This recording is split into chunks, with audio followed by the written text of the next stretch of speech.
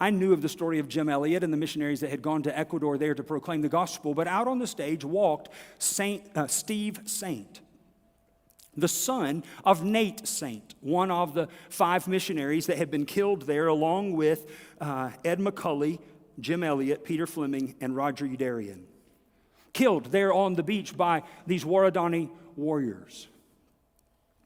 But that was not the amazing part when Steve came out to tell his story. The amazing part was when this fella came out. That's Mincaye.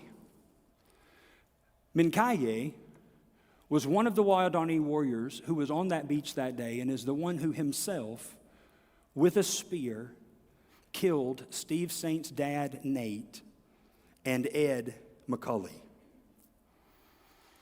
There was a time when not only was Mincaye useless to Steve Saint, he was the very one who murdered Steve Saint's father, Nate.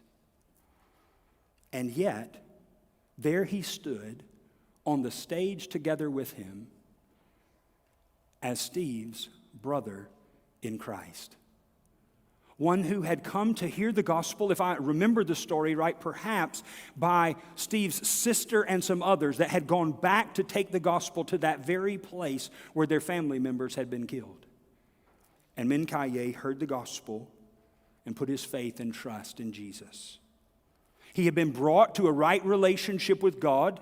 He had been made a child of God, and he had been made a spiritual brother of Steve, who stood there on the stage with him.